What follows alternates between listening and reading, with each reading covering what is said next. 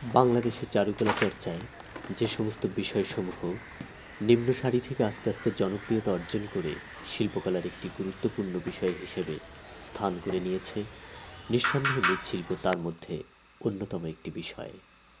মৃৎশিল্প ব্যবহারিক মাধ্যম হলেও নিত্য প্রয়োজনীয়তার গণ্ডি পেরিয়ে হয়েছে পূর্ণাঙ্গ শিল্প মাধ্যম। বাংলাদেশে যাদের অক্লান্ত পরিশ্রম ও মেধার বিকাশে আধুনিক মৃৎশিল্প আন্দোলন জোরদার হচ্ছে এবং মাধ্যমটি তার স্বকীয়তা অর্জন করছে, তাদের মধ্যে শিল্পী দেবাশিস পাল অন্যতম। তিনি 1971 সালের 1 সেপ্টেম্বর নেত্রকোনা জেলার বারহাট্টা গ্রামে জন্মগ্রহণ করেন। শিল্পকলার প্রতি আগ্রহটা সেই শৈশব থেকে, যখন শিশুকাল থেকে। কারণ যখন আমার জন্মটা এমন একটা পরিবারে, যে পরিবারের মানে আমার বাবা শিল্পী, মৃৎশিল্পী, আর তখন থেকেই শিল্পকলার প্রতি আগ্রহ এবং পড়াশোনার ফাঁকে ফাঁকে ছবি আঁকতাম। কিন্তু কখনোই উদ্দেশ্য ছিল না যে মৃৎশিল্পী হিসাবে কাজ করব। কারণ যেহেতু বাইবর্ন মৃৎশিল্পী, পরিবারের না কাজ করলেও বাবা কাজ করতেন, শুধু ইচ্ছা ছিল না আর কি। এবং শিক্ষকরা বলতেন, তুমি কি মৃৎশিল্পে পড়াশোনা করবে? যে না স্যার, আমি মৃৎশিল্পে পড়াশোনা করবো না। এবং তখন চারুকলা ইনস্টিটিউটের আমাদের প্রি ডিগ্রি এ থেকে আমি প্রথম স্থান অধিকার করি। আমি হঠাৎ করে আমার মৃৎশিল্পের প্রতি আগ্রহ জন্মালো, বিশেষ করে শিল্পী অলোক রায় এবং আবু সাইদ তালুকদারের কাজ দেখে। দুজনের কাজ আমাকে অনুপ্রাণিত করে যে মৃৎশিল্পী হিসাবে আমি কাজ করব এবং মৃৎশিল্পী হিসেবে আমার শিল্পকলাকে বিস্তারিত করব।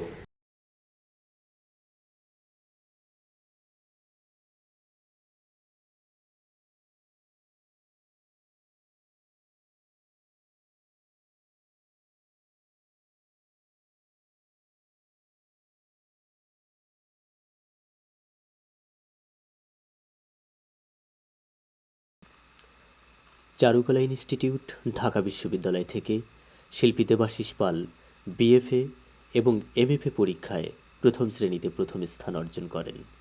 বর্তমানে তিনি উক্ত প্রতিষ্ঠানে শিক্ষকতায় নিয়োজিত আছেন। তিনি পটারি শিল্পকে ব্যবহারিক প্রয়োজনীয়তার ঊর্ধ্বে রেখে শৈল্পিক মাত্রা যোগ করার চেষ্টা করছেন। যে পটারিটাকে মৃৎশিল্প মানে পটারি না, এবং আমি যে কাজগুলো করি সেগুলো ঠিক ব্যবহারিক বা অ্যাকচুয়ালি শিল্পের যে বিষয়গুলো, সেই বিষয়গুলোকে আমি এখানে উপস্থাপন করি, যাতে করে এই একটা ভাস্কর্যের যেরকম নান্দনিক ভ্যালু আছে এবং একটা পেন্টিংয়ের যেরকম শৈল্পিক গুণাবলী আছে, আমি ঠিক একটা মৃৎশিল্প এবং একটা পটারিকে সেই রূপে দেখতে চাই।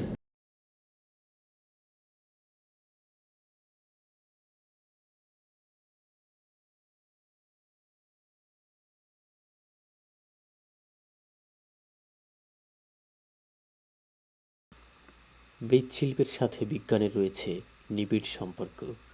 এই মাধ্যমে রাসায়নিক দ্রব্যাদির ব্যবহার অবশ্য প্রয়োজনীয়। বিজ্ঞান ছাড়া বা কেমিস্ট্রি ছাড়া মৃৎশিল্প হতে পারে না।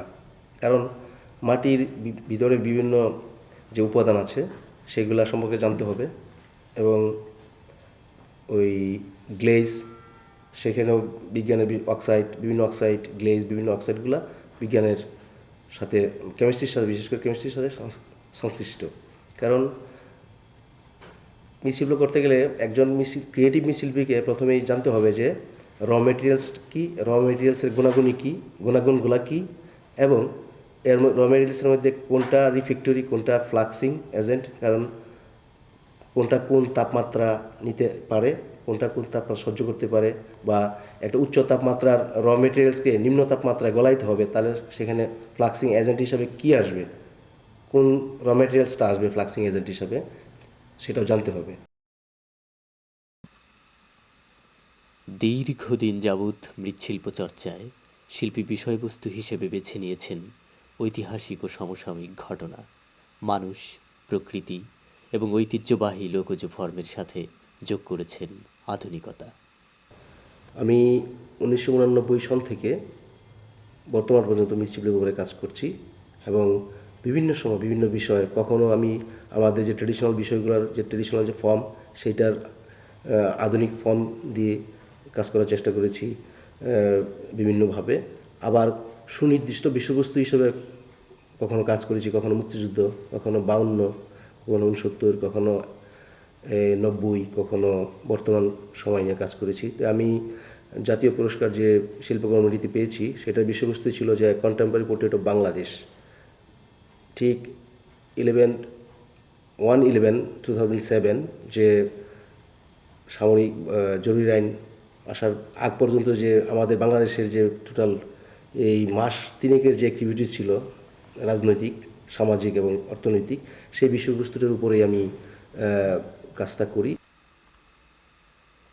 শিল্পী দেবাশিস পাল চারুকলা ইনস্টিটিউটের বার্ষিক প্রদর্শনী সহ জাতীয় পর্যায়ের বিভিন্ন প্রদর্শনী থেকে বেশ কিছু উল্লেখযোগ্য পুরস্কার লাভ করেন।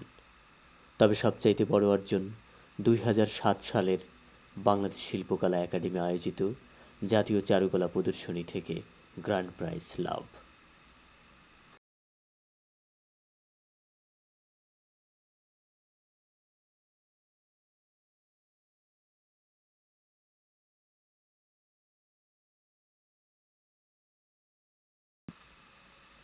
শিল্পী যেমন বিভিন্ন ঐতিহাসিক আন্দোলনকে মনুষ্যসৃষ্ট সমস্যা হিসেবে চিত্রায়িত করেছেন, ঠিক তেমনি জলবায়ুর পরিবর্তনের কারণে সৃষ্ট সাম্প্রতিক ঘটে যাওয়া সিডরের পেছনে তিনি মানুষকেই দায়ী করেছেন। সিডর কি সত্যি এটা প্রাকৃতিক দুর্যোগ নাকি মানুষ কর্তৃক সেটা তৈরি? আমার কাছে যেটা মনে হয়েছে যে আজকে যে পৃথিবীর যে ভারসাম্য বা প্রকৃতির যে ভারসাম্য নষ্ট হয়ে যাচ্ছে, মানুষ গাছ কেটে ফেলছে, বিভিন্ন জিনিস বা আগ্নেয় অস্ত্র বা বিভিন্ন দ্রব্যাদি বা বিভিন্ন বিষয়বস্তু মানুষ মানে নেচারের বাইরে কাজ করছে, সেটার প্রতিক্রিয়া হিসাবে হয়তো এই সিডরটা হয়েছে। এবং যে আমি মনে করি যে এটাও 52, 71, 69, 90 যেগুলো মানুষের সৃষ্টি ছিল, এখন 2007-এর সিডরটাকে আমি আমার শিল্পকর্মে এই মানুষের সৃষ্টি হিসেবে আমি দেখানোর চেষ্টা করেছি। এবং সেখানে আমি আমাদের যে ওই সিডরের যে ধ্বংসযজ্ঞের যে অবস্থান সেটা আমি তুলে ধরার চেষ্টা করেছি।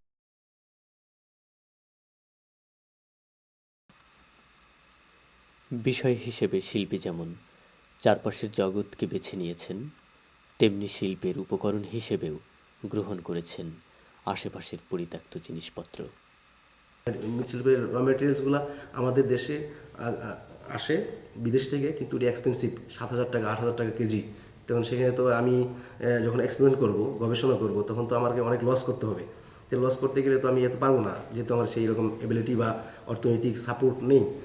তাই আমি চিন্তা করি যে আমাদের সহজলভ্য জিনিসগুলো, তখন আমি চিন্তা করি কী করা যায়। তখন একটা ম্যাটেরিয়ালস হিসাবে আমি প্রথম আমাদের যে নর্মাল কাঁচ, বিভিন্ন পেপসি, বিভিন্ন কালারফুল যে কাঁচগুলো পাওয়া যায়, সেই কাঁচগুলোকে আমি গ্লেজের রং হিসাবে চিন্তা করি এবং সেই কাঁচগুলো আমি আমার শিল্পকর্মে ব্যবহার করি। এবং টেক্সচার হিসাবে ইটের গুঁড়া, যেটা অ্যাভেলেবেল, সহজে পাওয়া যায়, খুব কম দাম, সেটাকে আমার শিল্পকর্মের উপকরণ হিসাবে আমি ব্যবহার করি।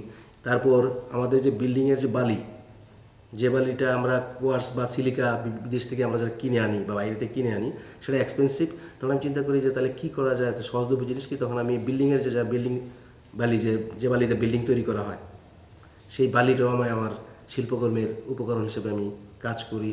এরপরে আমি বিভিন্ন রং হিসাবে কখনো পিতল ইউজ করি, কখনো দস্তা, কখনো লোহা, কখনো মানে বিভিন্ন ধাতব যে জিনিসগুলো আমার সামনে পড়ে ভাঙা চূড়া, সেগুলো আমি দিয়ে ব্যবহার করে এক একটাতে এক এক রকম কালার আসে।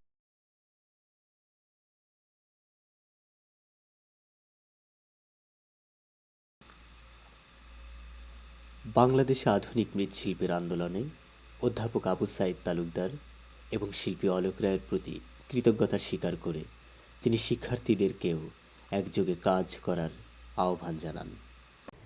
মৃৎশিল্প বিষয় নিয়ে যে উদ্দেশ্য বা আদর্শ, সেটা হলো যে আমার শ্রদ্ধেয় শিক্ষক শিল্পী আবু সাইদ তালুকদার মৃৎশিল্প বিভাগের একজন কৃতি শিক্ষক এবং কৃতি ছাত্র, এবং বাংলাদেশে যে মৃৎশিল্পের যে আন্দোলনের সূচনা এবং মোটামুটি একটা পর্যায়ে সে আবু সাইদ তালুকদার পৌঁছে দিয়ে গেছেন। এবং মৃৎশিল্পের একটা রাস্তা উনি আবু সাইদ তালুকদারই তৈরি করেছেন, আজকে যে রাস্তাটি আমরা হাঁটছি।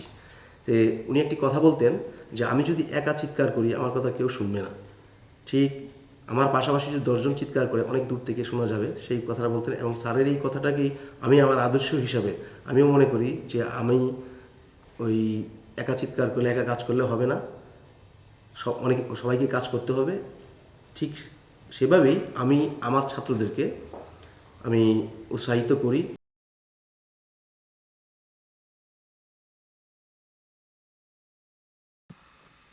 শিল্পী দেবাশিস পালের সফলতার নেপথ্যে যার কথা না বললেই নয়, তিনি হলেন শিল্পী পত্নী সঞ্জিতা রয়। ছবি সম্পর্কে আমি তেমন কিছু বুঝি না, তবে দেবাশিসের ছবিগুলো সবসময় কাছে দিয়ে দেখায় আমি কিছুটা আইডিয়া করতে পারি ছবির বিষয়। আর ওর কাজগুলো ও সবসময় করার আগে আমার সাথে মানে কিছু না কিছু আলোচনা করে। হয়তো পারলে আমি কিছু সাজেশন দিই, আর নয়তো দেই না।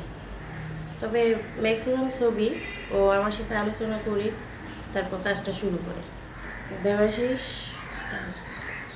খুব উদাসীন প্লাস খুব জেদি। ওর সব কিছু স্যাক্রিফাইস করলেও ওর মানে কাজ স্যাক্রিফাইস করে না। আমি বিকালে আব্বুর সাথে খেলি। এখন আমার আব্বু আমাকে খুব সুন্দর ছবি আঁকায় এবং আমার আব্বুর কাজ আমার খুব ভালো লাগে। সংসার বলেন, ছেলে বলেন, মানে যাই বলেন, টোটাল আমি ম্যানেজ করি, আর ও শুধু ওর কাজ নিয়ে ব্যস্ত থাকে। প্রতিটা ব্যাপারেই তার কাজের সব কিছু আমি ঠিক রেখে তারপর আমি করার চেষ্টা করি।